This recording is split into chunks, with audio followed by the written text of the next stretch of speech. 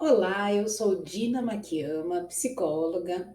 Eu vim aqui contar para vocês um pouquinho sobre as diferenças entre o controle emocional e a inteligência emocional.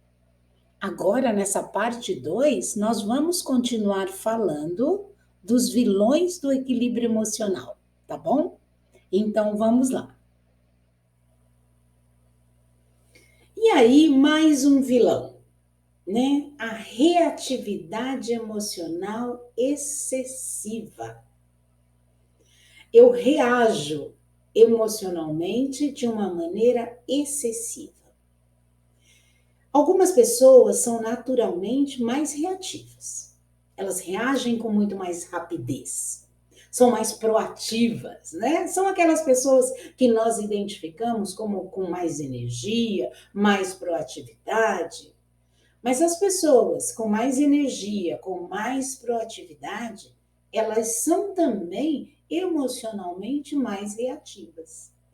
E aí elas podem experimentar emoções mais intensas. E a resposta ao estímulo para ela é maior. Já é uma condição fisiológica. Sabe aquela pessoa que é vamos chamar, algumas pessoas falam, é a flor da pele, né? Às vezes se usa essa expressão. Nossa, você é a flor da pele, tudo que a gente fala provoca uma reação, provoca uma emoção, né? Eu costumo falar assim, riscou o fósforo. É igual uma pólvora, né? Riscou, ele já está sentindo. É muito rápida essa emoção. E agora vamos falar um pouco de um outro vilão das nossas emoções. Esse é um dos mais tristes, que é o hábito do pensamento negativo. A gente tem, eu até escrevi o nome desse tipo de situação que impacta diretamente nas nossas emoções, que é a palavra catastrofização. Tudo a pessoa transforma em uma catástrofe. Tudo é um problema muito grande. Tudo é uma situação negativa a respeito daquilo. É o padrão de pensamento negativo. É um pensamento dicotômico. É tudo ou nada. Quando essa pessoa acha que uma coisa vai dar certo, imediatamente ele destrói essa situação. Ele destrói esse lado otimista daquilo que ele tem. E a pessoa mostra e identifica naquele momento só o que é negativo. Só o que é negativo. E aí, estas emoções negativas dificultam o gerenciamento do emocional saudável, né? Um emocional não saudável, que só enxerga o lado negativo, está propenso muito mais a tristezas, a decepções, a ciúmes, a insegurança. Por quê? Tudo na vida tem um lado positivo e um lado negativo. Lembra que eu sempre falo nas minhas palestras o lado sombra? Tudo tem um lado sombra e tudo tem um lado luz. Depende para onde a gente olha. Se a gente olha só para a sombra ou se a gente olha só para a luz. Nenhum dos dois extremos é positivo. Aliás, nada nessa vida é positivo nos extremos, né? Tudo é muito melhor e muito mais saudável quando há um equilíbrio. Mas o hábito do pensamento negativo é muito comum. É muito comum. Sabe aquele colaborador que quando você chama ele para falar de um projeto e a primeira coisa que ele diz para você, mas não vai dar para fazer isso. Não, nesse prazo não dá. Não, desta forma não dá. Tudo que a pessoa diz, ela inicia com um não. Percebe essas pessoas? Será que você é uma delas? tudo que você começa a falar, você começa com a frase não, com a palavra não, mesmo que a resposta seja sim.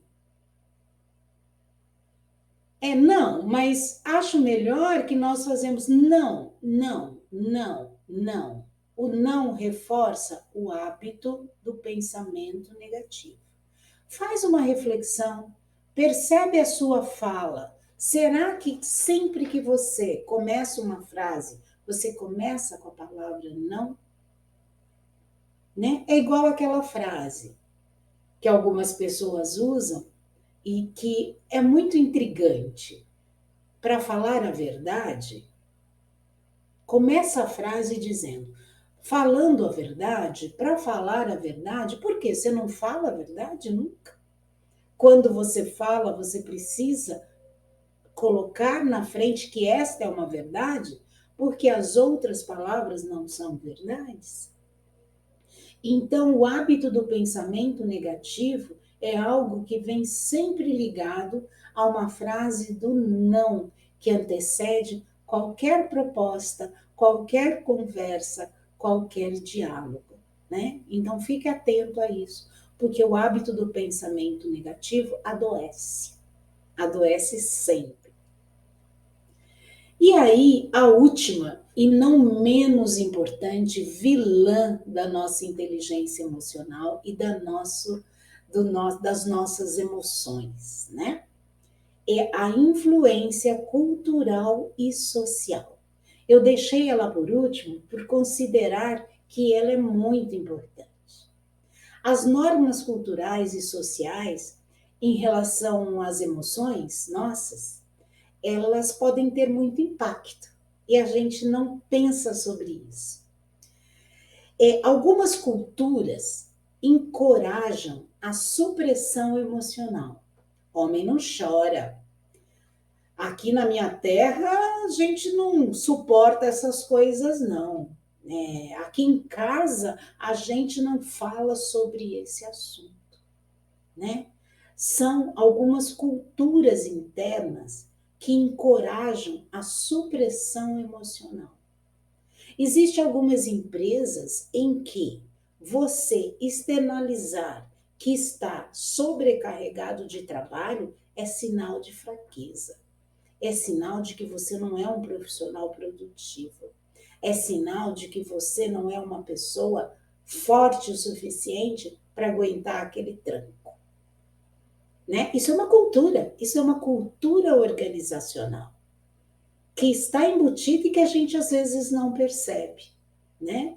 Na cultura daquela empresa, falar em treinamento, mentoria, coaching, isso é para os fracos. Enquanto isso acontece, as pessoas não evidenciam aquilo que efetivamente elas sentem, né? Ou que elas realmente são. E aí, administrar as emoções, ela pode ser algo muito difícil. Às vezes, em casa, os pais criam uma cultura familiar de que chorar é errado, de que ficar falando sobre o que está sentindo é frescura. Isso não se deve fazer. E aí você cria uma cultura de supressão emocional. Ou o inverso. Aqui em casa todo mundo grita mesmo, todo mundo briga, todo mundo fala o que tem que falar na cara. E é uma cultura de briga, de conflito, de atrito. E isso é estimulado. Então existe uma cultura agressiva em casa. Se apanhar na rua, apanha em casa. Se não responder, eu vou lá tirar satisfação. Então você cria culturalmente e socialmente uma cultura que estimula os extremos das emoções, né? E a gente não percebe, mas as nossas emoções, elas estão externalizadas da forma como nós aprendemos culturalmente, na nossa casa, na nossa família, como nós transmitimos aos nossos filhos e como nós vivenciamos a cultura emocional da empresa onde nós trabalhamos. Como é a cultura de vocês aí na empresa? Já pararam para pensar? Vocês podem externalizar fraquezas, sentimentos, doenças emocionais, externalizar que não estão satisfeitos o suficiente com o tratamento que lhe dão, ou que estão suficientemente felizes com o tratamento que lhe dão, gratos, agradecidos. Como que vocês externalizam as emoções no dia a dia? Será que seus colaboradores podem externalizar as emoções, desde que equilibradas ou não? Será que se fala sobre isso? Ou se cria uma cultura de que está tudo muito bem, tudo perfeito, ninguém tem que reclamar de nada?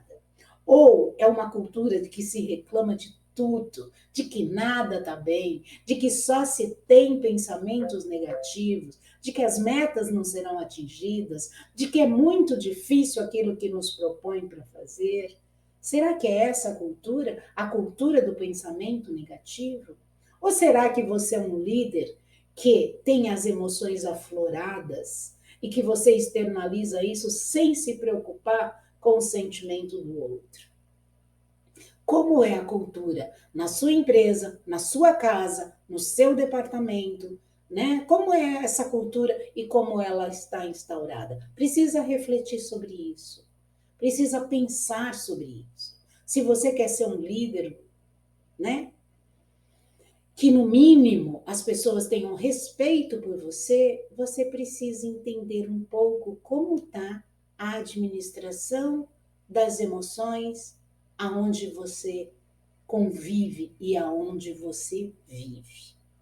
Isso é muito chegar ao fim e poder chegar a uma conclusão, né? Depois que nós falamos sobre todas as emoções que influenciam diretamente o equilíbrio emocional e a inteligência emocional. E aí eu vou dizer para você que são dois conceitos que são interdependentes. Eles são diferentes, mas são interdependentes.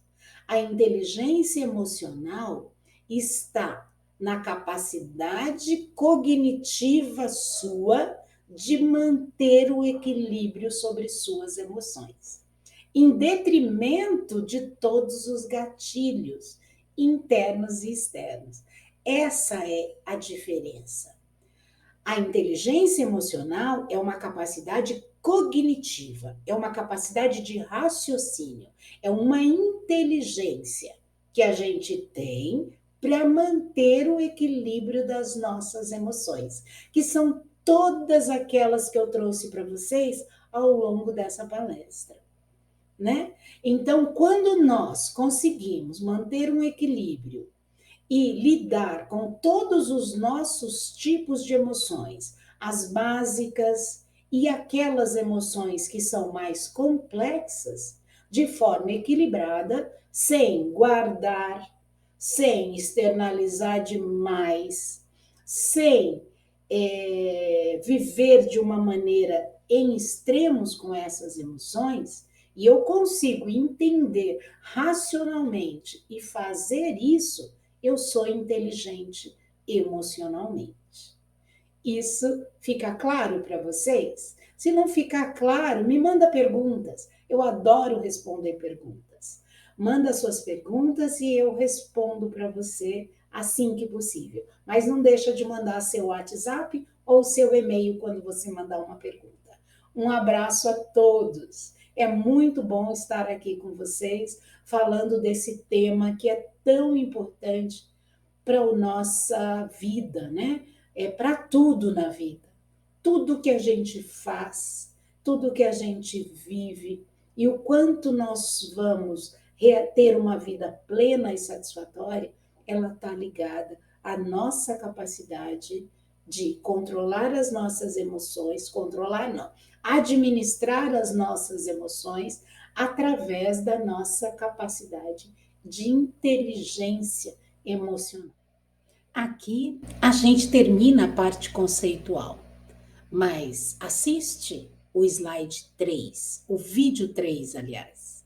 E não esqueça, lá no vídeo 3, a gente fecha esse assunto com um material super legal e que vai dar, assim, um fechamento muito interessante. É um vídeo onde vai contar um pouquinho da história da inteligência emocional. Muita coisa que a gente não conseguiu falar durante essa explanação que eu fiz para vocês, tá bom?